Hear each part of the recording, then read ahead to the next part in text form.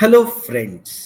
Current unplugged by Rajiv के आज के इस वीडियो में मैं एक ऐसे विषय पर चर्चा करूंगा जिसके लिए आप लोग एक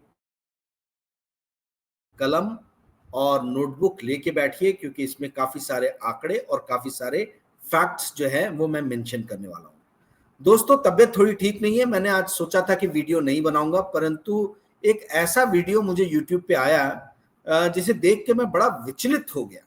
और ये वीडियो था कोई खान सर हैं, उन्होंने बनाया था, जिसमें वो अपने बच्चों को, स्टूडेंट्स को बता रहे थे कि 2029 तक आते आते डॉलर जो है, डॉलर का बैंड बाजा बारात जो है वो निकल जाएगा। डॉलर की स्थिति जो है वो कमजोर हो जाएगी, अमेरिका बैंकरप्ट हो जाएगा और पता नहीं क्या, मतलब अजीबो गरीब बातें कर रहे थे। और उस वीडियो को लाखों बच्चों ने देखा, लाखों लोगों ने देखा था। तो मेरा दिल बैठ गया वो वीडियो देख के, और मैंने सोचा कि यार किस तरीके की इंफॉर्मेशन पब्लिक डोमेन में जा रही है। ये थोड़ा सा मतलब मेरे को बड़ा विचलित कर दिया इस चीज ने, क्योंकि मेरे वीडियो तो 1000-2000 पे दम तोड़ देते हैं, बहुत हुआ तो 5000 जाएंगे। परंतु आप लोग जितने लोगों तक भेज सके भेजें, क्योंकि मैं आज कुछ बेसिक कॉन्सेप्ट्स जो है वो क्लियर कर देना चाहता हूं। देखिए दोस्तों, एक छद्म बहस चल रही है कि डी डॉलराइजेशन होगा और डॉलर का सिग्निफिकेंस या इंपॉर्टेंस जो है वो आने वाले दिनों में गॉन होता जाएगा, छोटा होता जाएगा, कम होता जाएगा। और ब्रिक्स नेशन, जिसमें ब्राजील आता है, रशिया आता है, इंडिया आता है, चाइना आता है, साउथ अफ्रीका आता है, और उसके अलावा अभी और भी बहुत सारे मुल्क जो है ये ब्रिक्स यूनियन का पार्ट बन गए हैं। ये सारे मिलके कुछ ऐसा गणित बिठा रहे हैं कि अमेरिकन डॉलर की जो हेजेमनी है, जो डॉलर जो एक रिजर्व करेंसी के रूप में, वो स्टेटस अपना खो देगा। अब ये एक बहुत बड़ा, आप समझ लीजिए कि मिथ्या है, क्योंकि यदि ये होता भी है तो इसको 20, 25, 30, 50 साल लगेंगे। क्यों लगेंगे वो कारण मैं आपको समझाता हूं। देखिए क्या है, किसी भी करेंसी को रिजर्व करेंसी बनने के लिए सबसे इंपॉर्टेंट है कि वो देश जिसकी करेंसी है, जैसे यहां पे डॉलर अमेरिका की करेंसी है, तो अमेरिका जो कंट्री है उसको अपनी जीडीपी ग्रोथ जो है वो पूरे वर्ल्ड के साथ में शेयर करना है। यानी अपनी ग्रोथ जो है उसको वर्ल्ड के साथ शेयर करना है। अब आप पूछोगे कि इसका मतलब क्या हुआ? इसका मतलब ये हुआ कि उसको कंसिस्टेंटली, लगातार ज्यादा इंपोर्ट करना है एक्सपोर्ट के मुकाबले, एक ट्रेड डेफिसिट बना के रखना है, ताकि वो ज्यादा इंपोर्ट करेगा तो अपनी करेंसी को ज्यादा वो बाहर भेजेगा। यानी export of your currency, dollar का आज की डेट में अमेरिका एक्सपोर्ट कर रहा है और उसके बदले में मटेरियल्स खरीद रहा है, और इसी कारण से वो कंटिन्यूसली, परसिस्टेंटली आप देखेंगे लगातार एक ट्रेड डेफिसिट मेंटेन करके चल रहा है। मैंने आपको कुछ दिनों पहले एक एपिसोड बनाया था आर क्लब का, उसमें बताया भी था अमेरिका के ऊपर में, और भी शायद 1-2 एपिसोड बनाए थे। मैंने आपको बताया था कि अमेरिका साल में $2 ट्रिलियन के आसपास एक्सपोर्ट करता है और $3.2 ट्रिलियन के आसपास में इंपोर्ट करता है। तो 1.2 ट्रिलियन डॉलर का इसका मर्चेंडाइज डेफिसिट है। ये जो 2 ट्रिलियन और 3.2 ट्रिलियन का मैंने डाटा दिया, ये मर्चेंडाइज यानी गुड्स है। पर सर्विस सेक्टर में अमेरिका करीबन $250 बिलियन का उसका सरप्लस है। तो अमेरिका का जो टोटल ट्रेड डेफिसिट आता है, ट्रेड डेफिसिट गुड्स और सर्विसेज दोनों के डेफिसिट को मिला के हम करेंगे, तो यहां तो सर्विसेज में डेफिसिट नहीं है, सरप्लस है। तो 1.2 ट्रिलियन से हमने 250 बिलियन माइनस कर दिया, तो लगभग $950 बिलियन के आसपास में अमेरिका का ट्रेड डेफिसिट है। यानी हर साल अमेरिका $950 बिलियन जो है एक्स्ट्रा बाहर भेज रहा है। अब आप लोग को जान के हैरानी ये होगी कि आज की डेट में जितने डॉलर अमेरिका में नहीं है, उससे ज्यादा डॉलर अमेरिका के बाहर फ्लोट हो रहे हैं। M2 जो करेंसी, किसी भी कंट्री के अंदर में कितनी करेंसी फ्लोट हो रही है उसका डाटा प्रोवाइड करता है। तो M2 के हिसाब से जो यूएस फेडरल रिजर्व का जो M2 का जो डाटा है उसके हिसाब से 22 ट्रिलियन डॉलर के आसपास में जो है वो अमेरिका के अंदर में डॉलर करेंसी फ्लोट हो रही है। यानी M2 के अंदर में क्या क्या आता है, फ्लोटिंग करेंसी आता ही है, क्या जिसको कैश इन सर्कुलेशन बोलते हैं, प्लस डिमांड डिपॉजिट आता है, प्लस रिटेल मनी का मार्केट फंड आता है, ठीक है, मनी मार्केट फंड जिसको बोलते हैं वो आता है, ठीक है। तो ये तीनों ऐड कर दें तो M2 मिलता है।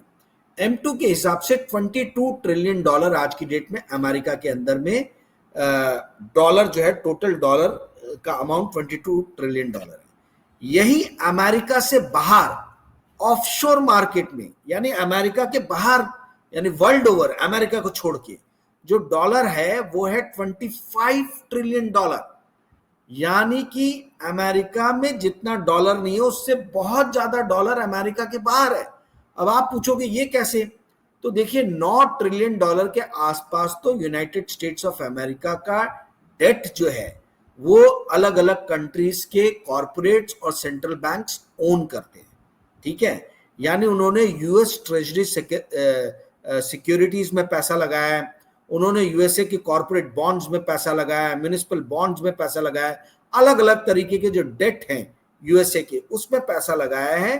तो वो जो पैसा लगाया है वो 9 ट्रिलियन डॉलर लाइबिलिटी है यूएसए की।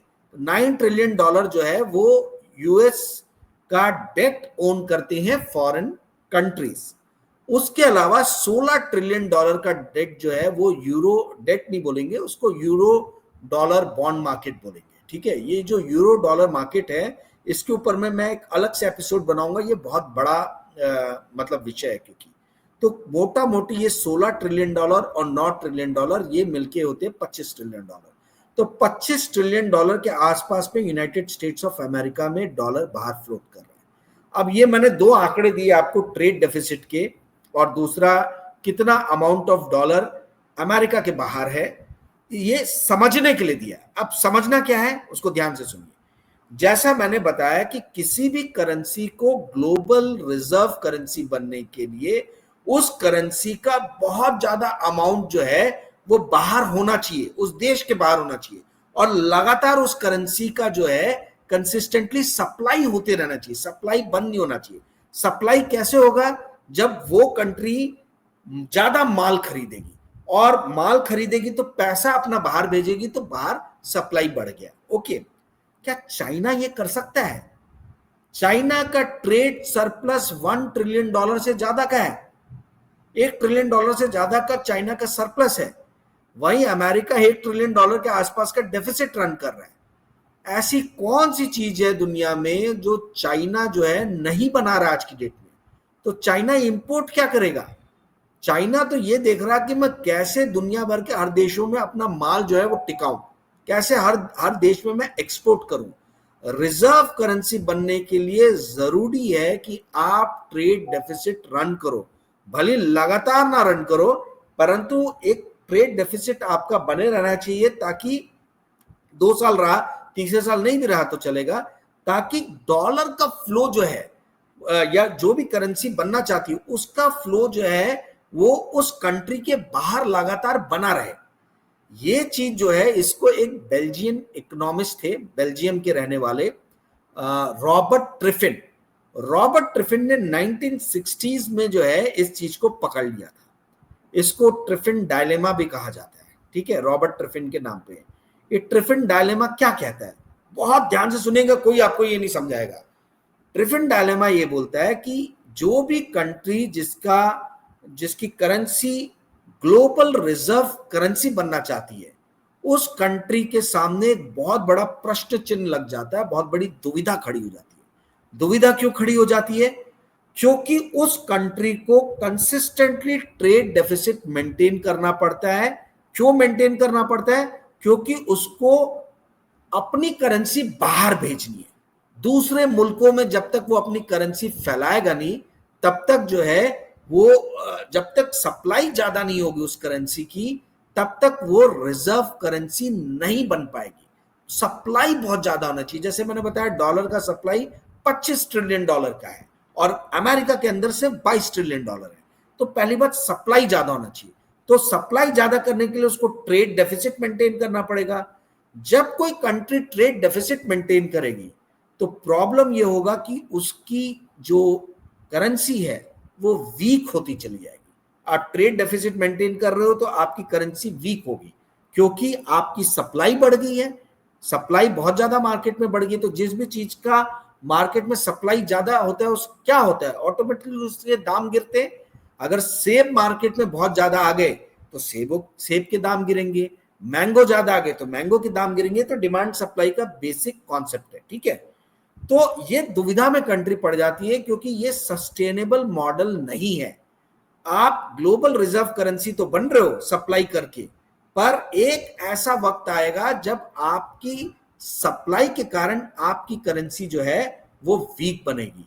जब आपकी करेंसी वीक बनेगी तो आपके देश में इन्फ्लेशन आएगा, तो इन्फ्लेशन आएगा तो वो महंगाई बढ़ेगी। इन्फ्लेशन आएगा नहीं, महंगाई बढ़ेगी। करेंसी वीक होती है तो उस देश में महंगाई बढ़ती है। तो इससे क्या होगा, इससे ये होगा कि उस कंट्री के पास में ये दुविधा खड़ी होगी कि क्या मैं इंटरनेशनल करेंसी के लिए अपने मतलब रिजर्व करेंसी बने रहने के लिए क्या मैं ट्रेड डेफिसिट रन करता रहूं, या फिर मैं इन्फ्लेशन को कंट्रोल करूं और ग्लोबल इकोनॉमी को एक स्टेबिलिटी प्रोवाइड करूं। तो ये जो रॉबर्ट ट्रिफिन ने जो ट्रिफिन डायलेमा दिया था, ये आज तक सॉल्व नहीं हो पाया कि भैया इसका सोल्यूशन कैसे निकाला जाए। और यही एक कारण है जिसके कारण रशिया हुआ, चाइना हुआ, इनका यह मानना है कि अमेरिका ने ऑलरेडी बहुत ज्यादा डॉलर सप्लाई कर दिया है, अब वो धीरे से जो है अपनी सप्लाई को कम करेगा और उससे ग्लोबल बैलेंस जो है वो इम्बैलेंस में कन्वर्ट हो जाएगा। अमेरिका ऑलरेडी आप देख रहे हो कि अपना ट्रेड डेफिसिट कम करने में लगा हुआ है और टैरिफ लगाया उसने। टैरिफ के कारण वो खुद मेक अमेरिका ग्रेट अगेन, वही मैन्युफैक्चरिंग फैसिलिटी क्रिएट करना चाह रहा है और ये ट्रेड डेफिसिट की समस्या जो है इससे निजात पाना चाह रहा है। तो ये एक बहुत बड़ा जो है मतलब एक रीजन है कि हम डी डॉलराइजेशन सुन रहे, पर डी डॉलराइजेशन जो है एक हद के आगे जो है पॉसिबल नहीं है, क्योंकि वर्ल्ड में कोई भी दूसरी कंट्री जो है अपना मार्केट फॉरेन प्रोडक्ट्स के लिए ओपन करने के लिए उस तरीके से तैयार नहीं है जैसे अमेरिका तैयार है।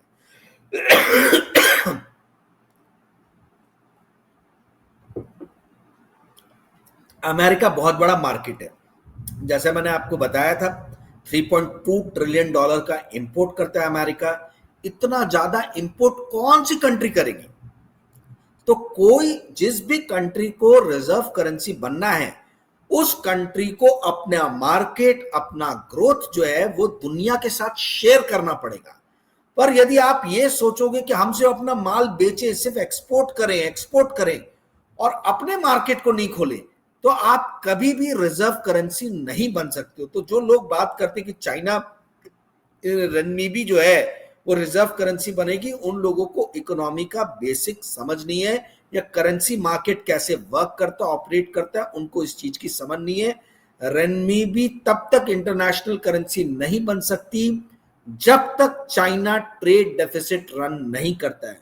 जहां तक मेरी याददाश्त जा रही है, चाइना ने पिछले यानी 1993 के बाद से 94 यानी 32 साल में सिर्फ 2 साल जो है वो ट्रेड डेफिसिट में चाइना रहा है। एक 1994 में रहा है, आप लोग भी एक बार चेक कर लेना, और एक बार शायद 2013 या 2014 में रहा है। 2 ही साल मुझे याद आते हैं पिछले 32 साल में जब चाइना ने ट्रेड डेफिसिट, मतलब जब चाइना ट्रेड डेफिसिट में आया था, यानी उसने इंपोर्ट ज्यादा किया था एक्सपोर्ट के मुकाबले। तो ये जब तक चाइना अपना मार्केट नहीं खोलता है, अमेरिका का एक ही पैरेलल एग्जांपल बन सकता है, वो है चाइना। और चाइना जब तक अपना मार्केट फॉरेन कंट्रीज के लिए नहीं खोलेगा कि आप आके अपना माल बेचो, तब तक चाइना की करेंसी रिजर्व करेंसी नहीं बन सकती है। चाइना तो हर जगह अपना माल चिपका रहा है। चाइना इसलिए माल चिपका रहा है क्योंकि वहां के कारखाने चलते रहे, लोगों को रोजगार रहे। लोगों के पास रोजगार नहीं रहेगा तो वो कम्युनिस्ट पार्टी रिजीम के खिलाफ खड़े हो जाएंगे और फिर से टानमेन स्क्वायर जैसा कोई एपिसोड हो जाएगा। तो उन सब चीजों से बचने के लिए जो है चाइना के कल कारखाने चलते रहना चाहिए, तो एक्सपोर्ट ये करता रहेगा। और ये कभी भी जो चाइनीज मार्केट हम जो सोच रहे हैं कि अमेरिका ने जिस तरीके से अपने मार्केट्स वर्ल्ड प्रोडक्ट के लिए खोले, अपने ग्रोथ को शेयर किया वर्ल्ड के साथ में, मुझे नहीं लगता कि चाइना करेगा। मैं कुछ नंबर्स भी आपके सामने रख देता हूं, पहले भी मैंने आपके सामने रखे थे, शायद वो आर क्लब वाले एपिसोड में, फिर से एक बार बता देता हूं। इससे आपको समझ में आ जाएगा कि चाइना और अमेरिका के मार्केट में कितने, यानी करेंसी में कितना ज्यादा अंतर है। रनमीबी जो चाइनीज करेंसी है वो डॉलर से कोसों दूर है, कोसों दूर है। अब देखिए ट्रेड इनवॉइसिंग जो आज की डेट में वर्ल्ड में होता है, यानी आप कोई भी माल खरीदते बेचते हो तो जो बिल बनता है, इनवॉइस बनता है, 47% ट्रेड इनवॉइसिंग जो है वो आज भी डॉलर में हो रही है। चाइना का जो रनमीबी जो है उसमें सिर्फ 4.3% हो रहा है। ट्रेड फाइनेंसिंग यानी जो लोन वोन लेते हैं ट्रेड करने के लिए, 84% आज की डेट में जो है डॉलर में हो रहा है, रनमीबी में सिर्फ 6% है।